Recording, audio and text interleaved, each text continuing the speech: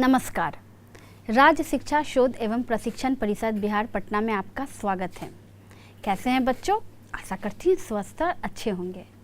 बच्चों, क्या आपको पता है कि जो भी काम हम करते हैं ना, वो काम उसका प्रतिफल जरूर देता है, यानी कि मेहनत कभी भी बेकार नहीं जाती है। जब भी आपको घर पे या स्कूल में मैम या आपके पेरेंट्स कहते हैं पढ़ाई करो, स्टडी करो, तो आपको लगता है कि हमेशा ये लोग हमारे पीछे पड़े रहते हैं कि जब देखो बस पढ़ाई पढ़ाई पढ़ाई।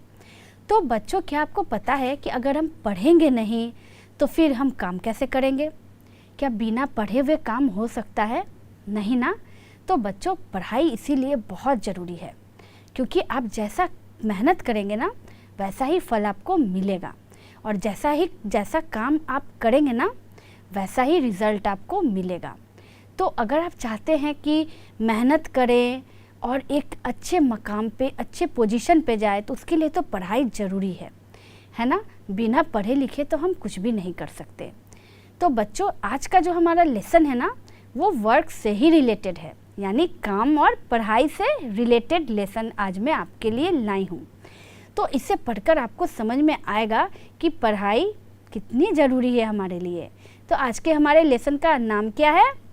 हमारे लेसन का नाम है work will bring its own rewards, यानी काम जो होता है ना, वो अपना प्रतिफल खुद देता है। तो आइए इस लेसन को स्टार्ट करते हैं, परंतु स्टार्ट करने से पहले पढ़ते हैं कुछ word meaning. Word meaning: reward, REWARD, reward यानी पुरस्कार। कन्फर, CONFER, कन्फर यानी विचार विमर्श करना। सक्सीड, SUCCEED, सक्सीड यानी सफल होना। एम्प्टी, EMPTY, एम्प्टी यानी खाली।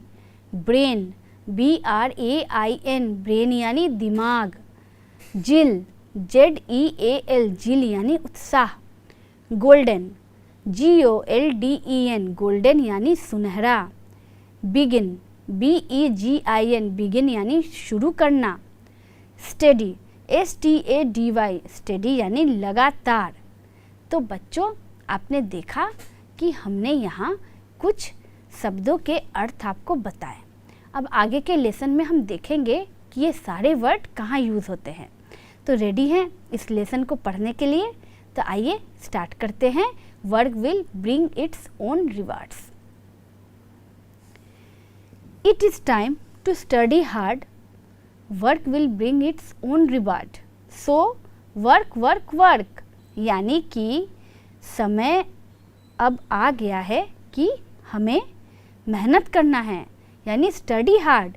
आपको पढ़ाई करना है, मेहनत करना है पढ़ाई में, ठीक है? क्योंकि काम जो होता है ना, मैंने आपको पहले ही बताया, जो कि इस लेसन का शीर्षक ही है, काम अपना प्रतिफल खुद देता है। इसीलिए क्या करना है? वर्क, वर्क, वर्क, वर्क, यानी कि काम करे और काम करे। आगे पढ़ते हैं। Think and confer when you read, और you may lose when you are in need. Sure and study must succeed, so work, work, work. यहाँ आप देख रहे हैं कि बच्चे जो हैं इस पिक्चर में, वो पढ़ाई पर कितना ध्यान दे रहे हैं, है ना बच्चों? यानी कि हमारे लिए किताब और पढ़ाई बहुत ज़रूरी है। तो यहाँ क्या कह रहा था? थिंक एंड कन्फर, यानी कि आप पढ़ें और आप पढ़ने के समय सोचें, विचार विमर्श करें। और you may lose when you are in need, अगर आप ऐसा नहीं करेंगे पढ़ने के समय में, तो जो आपको ज़रूरत है, जो आपको नीड है, वो उसे आप लूज़ कर देंगे। Sure and study must succeed, यानी कि जो निश्चित हो जाता है, जो अपना निश्चय खुद बना लेते हैं और लगातार मेहनत करते रहते हैं, वो एक दिन सफलता जरूर पाते हैं। सो वर्क, वर्क, वर्क। इसीलिए क्या करना है बच्चों? काम करना है, काम करना है, काम करना है। यहाँ काम यानी पढ़ाई। आपके लिए काम क्या है? पढ़ाई है ना? वो एक विद्यार्थी के लिए, स्टूडेंट के लिए सबसे बड़ा काम होता है उसकी पढ़ाई। तो यहाँ आपको भी पढ़ने के लिए बोला जा रहा है कि आप सोच समझकर विचार करके पढ़िए, नहीं तो जो चीज़ आपको ज़रूरत है ना वो आप पूरा नहीं कर पाइएगा। और आप लगातार पढ़ते रहिएगा तो अपना निश्चित ही आप उस अपनी सफलता को ज़रूर प्राप्त कीजिएगा। इसीलिए आप पढ़ते रहिए, काम करते रहिए। आइए आगे बढ़ते हैं। Nobody likes an empty purse. Empty mind is always worse. So work, work, work. तो बच्चों, अगर मान लीजिए मेरे पर्स में एक भी पैसा नहीं रहे तो क्या एम्प्टी पर्स अच्छा लगता है किसी को? नहीं, बिल्कुल नहीं। लगता है कि पर्स में हमेशा क्या रहे? पैसा रहे, मनी रहे। तो अब पर्स में मनी रखने के लिए क्या करना पड़ेगा? मेहनत करना पड़ेगा, अपना पोजीशन बनाना पड़ेगा, तभी तो हमारा पर्स जो रहेगा वो एम्प्टी नहीं रहेगा। तो एम्प्टी पर्स जो होता है ना वो किसी को अच्छा नहीं लगता है। तो इसीलिए इससे दूर रहने के लिए क्या कीजिए आप? वर्क वर्क वर्क, यानी कि काम कीजिए, अपनी पढ़ाई कीजिए, है ना। आगे देखते हैं। विथ ए जिल यू मस्ट बिगिन, यानी कि एक उत्साह के साथ आप शुरुआत कीजिए। It is the time the prize to win, ये जो समय है ना इसी समय आपको पुरस्कार मिलेगा, आप जीतेंगे। Get the golden knowledge in, और जो सुनहरा ज्ञान है, जो किताबों से हमें ज्ञान मिलती है, उसको आप गेन कीजिए। सो वर्क वर्क वर्क, इसीलिए आप मेहनत कीजिए, काम कीजिए, काम काम काम। तो बच्चों, जब भी हम कोई काम करते हैं ना तो अब पढ़ने के लिए ही आपको बार बार बोलना पड़ता है कि पढ़ो, होमवर्क बनाओ, जल्दी से क्लास वर्क कंप्लीट करो। तो बच्चों, ये चीज़ नहीं होनी चाहिए। मन में एक उत्साह होना चाहिए पढ़ाई के प्रति, है ना। और उसी उत्साह के साथ आप अपनी पढ़ाई स्टार्ट कीजिए, तो आप देखिएगा कि आप अपने डेस्टिनेशन पे ज़रूर पहुंचिएगा। इसीलिए वर्क वर्क वर्क, पढ़ते जाइए, काम करते जाइए। आगे देखते हैं। एक बार मेरे पर ला दीजिएगा सर। तो देखा आपने कि इस पोएम में पोएट क्या कह रहा है आपको करने के लिए? आपको कह रहा है कि आप पढ़िए, है ना, मेहनत कीजिए और आगे बढ़ते जाइए, और एम्प्टी पर्स की जगह फुल पर्स रखिए, यानी कि पर्स में मनी फुल रखिए। तो बच्चों, अब तो मेहनत आप करेंगे ना, पढ़ेंगे ना। तो ये हो गया पोएम। अब बनाते हैं इसके एक्सरसाइजेस, आते हैं इसके क्वेश्चन आंसर पे, है ना। तो आइए क्वेश्चन आंसर बनाते हैं। What will bring its own reward, यानी कि वैसा क्या चीज़ है जो अपना फल या अपना प्रतिफल खुद देता है? बताइए क्या है? इजी है ना इसका आंसर। आइए आंसर देखते हैं। Work will bring its own reward, यानी काम जो होता है ना वो खुद अपना प्रतिफल खुद देता है। ये हो गया इसका आंसर। बढ़ते हैं दूसरे सवाल पे।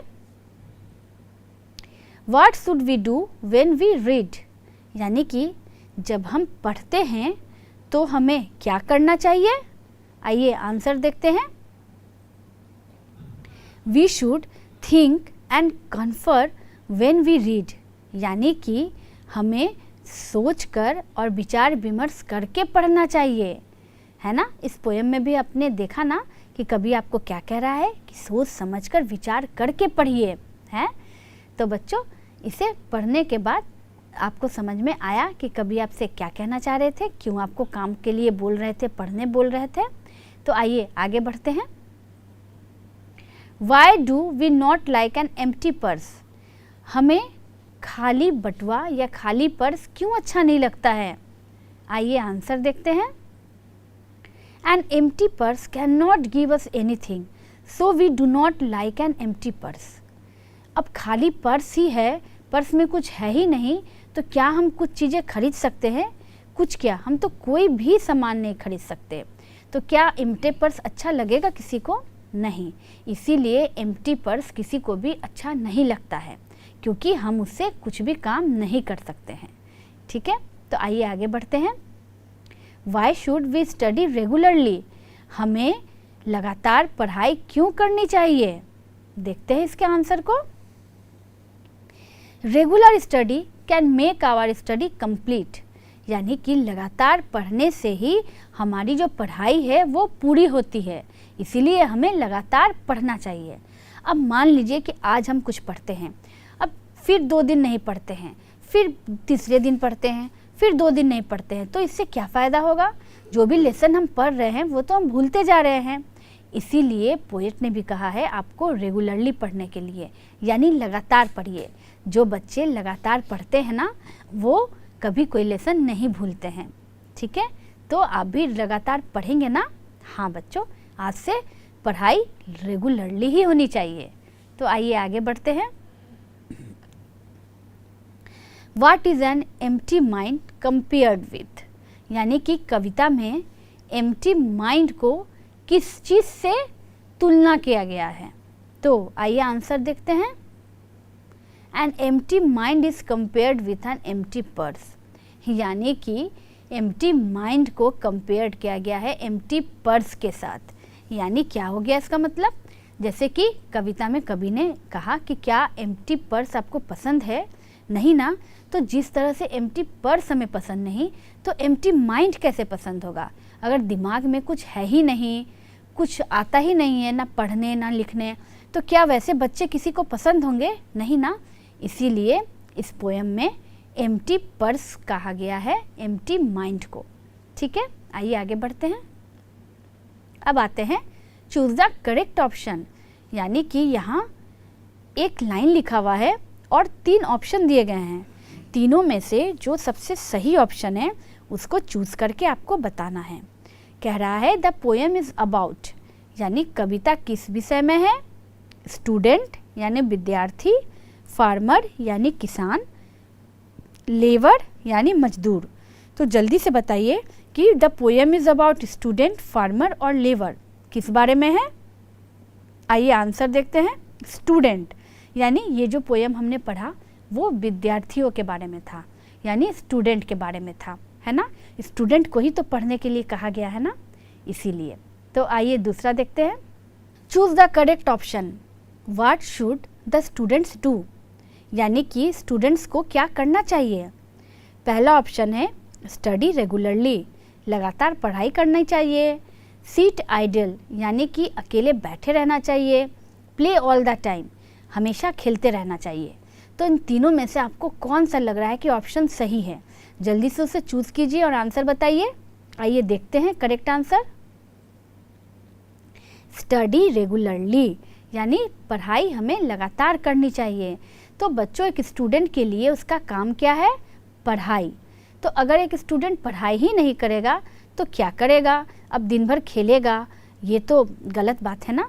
तो एक स्टूडेंट को क्या करना चाहिए? पढ़ाई करना चाहिए, स्टडी रेगुलरली, है ना।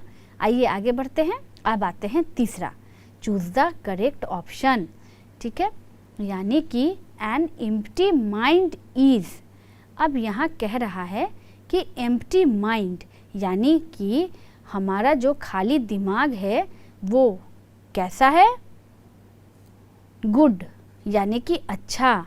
वेरी गुड, यानी कि बहुत अच्छा। वर्ड्स, यानी कि बहुत ख़राब। तो बच्चों, आपको क्या लगता है एम्प्टी माइंड कैसा होना चाहिए, या एम्प्टी माइंड कैसा है? अच्छा, बहुत अच्छा या ख़राब? तो आप इस तीनों में से कौन से ऑप्शन को चूज़ कीजिएगा, बताइए। तो देखते हैं सही आंसर क्या होगा। सही आंसर होगा वर्ड्स, यानी कि खराब। बच्चों, आपको पता है ना कि जब भी एम्प्टी माइंड होता है यानी खाली दिमाग होता है, तो एक कहावत आप सुने हैं ना, खाली दिमाग शैतान का घर होता है ना। तो जब भी हमारा दिमाग खाली रहेगा तो कुछ ना कुछ फालतू की बातें ज़रूर आते रहेगी। इसीलिए दिमाग को खाली बिल्कुल नहीं छोड़ना चाहिए। और ऐसे भी जिनके दिमाग खाली होते हैं, जिनके दिमाग में ना पढ़ाई होता है ना कुछ होता है, तो वैसे बच्चों को तो कोई भी पसंद नहीं करता, क्योंकि उसे तो कुछ पता ही नहीं है। उसका दिमाग तो एम्प्टी पर्स के तरह बिल्कुल खाली है। इसीलिए एम्प्टी माइंड जो होता है ना, वो बहुत ख़राब होता है, वो वर्स होता है। ठीक है, तो इसीलिए हमने तीनों ऑप्शन में से किसे चूज़ किया? वर्स को चूज़ किया। आइए देखते हैं आगे क्या है। अब आते हैं रैमिंग वर्ड्स पे, यानी कि यहाँ कुछ वर्ड्स दिए हुए हैं, उसको आपको रैमिंग कराना है। तो क्या क्या वर्ड है यहाँ है?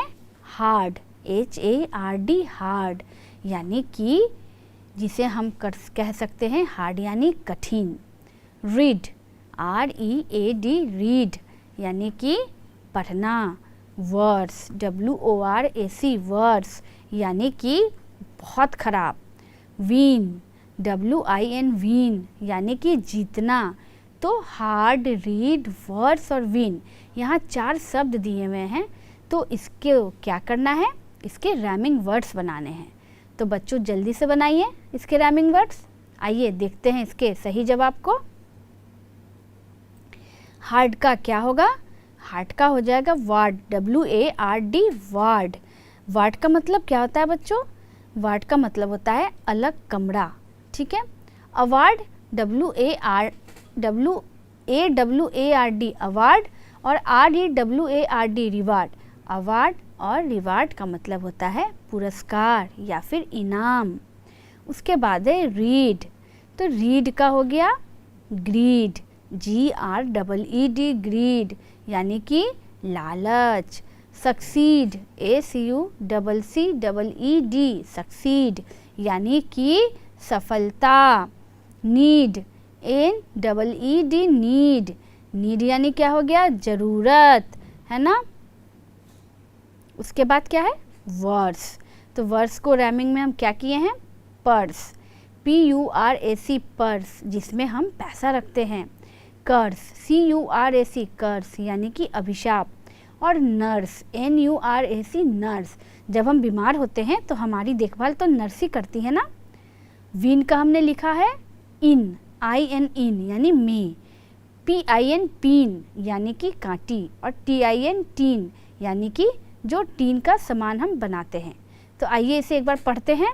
Hard, ward, award, reward. Read, greed, succeed, need. Verse, purse, curse, nurse. Win, in, pin, teen. तो देखा आपने कि हमने एक वर्ड से उसके 3 रैमिंग वर्ड्स बनाए, है ना बच्चों। तो मज़ा आया ना। तो ये सारे एक्सरसाइजेस आप नोट करते जा रहे हैं ना, ताकि आपको आगे बनाने में परेशानी ना हो। तो आते हैं, देखते हैं आगे कौन सा एक्सरसाइज है आपके टेक्स्ट बुक में। Right about a good player of your school, यानी कि आपको अपने विद्यालय के एक बहुत अच्छे खिलाड़ी के बारे में कुछ लिखना है। तो यहाँ तो मैंने मंजूर के बारे में लिखा है। अगर आपके स्कूल में या आपको कोई और भी लगता है कि गुड प्लेयर है, तो आप उसके बारे में लिख सकते हैं। तो आइए देखते हैं कि क्या लिखा है। मंजूर is a good player of my school, यानी कि मंजूर जो है वो एक नाम है, एक लड़का है, वो मेरे स्कूल का, मेरे विद्यालय का एक बहुत ही अच्छा प्लेयर यानी कि खिलाड़ी है। He plays football, cricket and badminton. वो क्या क्या खेलता है? वो फुटबॉल खेलता है, क्रिकेट भी खेलता है और बैडमिंटन भी खेलता है। He is very laborious.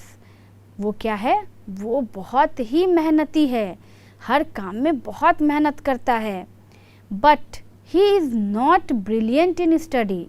परंतु एक कमी उसमें क्या है कि वो पढ़ाई में बहुत तेज यानी कि ब्रिलियंट नहीं है। He keeps himself always busy in play. वो अपने आप को हमेशा खेलों में बिजी रखता है यानी व्यस्त रखता है। तो आपने देखा बच्चों कि मंजूर के बारे में यानी एक गुड प्लेयर के बारे में हमने यहाँ 5 लाइन्स आपको लिखकर बताए।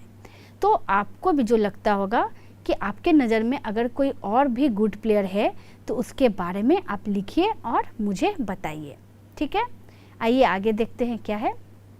तो बच्चों अब हम पढ़ेंगे रीड लाउडली, यानी कि आपको मेरे साथ ज़ोर से बोलना है। तो बोलने से पहले आइए यहाँ कुछ वर्ड दिए हुए हैं, उसके पहले मीनिंग जानते हैं।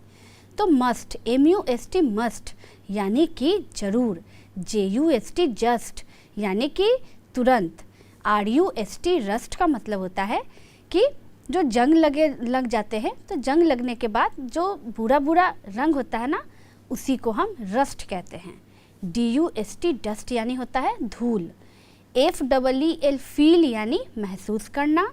HEEL हील यानी कि पैर की एड़ी, ZEAL जील यानी होता है उत्साह, DEAL डील यानी होता है सौदा, WIN विन यानी होता है जीत, FIN फिन यानी होता है पंख, CHIN चीन यानी जो हमारे फेस पे चीन होता है जिसे हम ढोडी कहते हैं, और KIN किन मतलब होता है रिश्तेदार।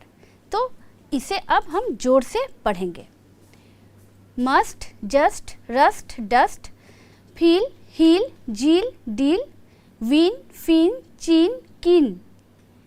ठीक है बच्चों, तो आपने एक चीज़ गौर किया कि यहाँ पर जो भी वर्ड आए हुए थे वो सारे रैमिंग ही थे, है ना, सब एक दूसरे के रैमिंग वर्ड। तो बच्चों ये हो गया रैमिंग वर्ड। तो आशा करती हूँ कि आपको अच्छे से सारे एक्सरसाइजेस समझ में आ गए होंगे। तो आज के लेसन से क्या सीख मिली? आज के लेसन से हमें ये सीख मिली कि एक स्टूडेंट का क्या काम होता है। एक स्टूडेंट का काम होता है वर्क, वर्क, वर्क, यानी कि कौन सा वर्क? पढ़ाई, स्टडी। तो बच्चों, जो भी बच्चे रेगुलर क्लास में नहीं आते हैं, एक दिन आते हैं और 2 दिन नहीं आकर फिर आते हैं, वैसे बच्चे अब ऐसा काम नहीं करेंगे, है ना।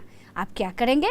अब रेगुलरली पढ़ाई करेंगे, रेगुलरली क्लासेस करेंगे, तभी तो आपको समझ में आएगा ना कि क्या पढ़ाई हुआ। तो जो भी लेसन हम पढ़ाएंगे उसे घर जाके रिवाइज करना है, और करने के बाद पढ़ाई बिल्कुल रेगुलर रखनी है ना बच्चों, उसमें किसी भी तरह की गैपिंग नहीं करनी है। तो बच्चों आशा करती हूँ कि आपको ये लेसन बहुत अच्छे से समझ में आ गया होगा। तो इसी के साथ फिर अगले लेसन में मैं आपके सामने एक नए टॉपिक के साथ होंगी। तब तक बच्चों take care and good bye. Thank you.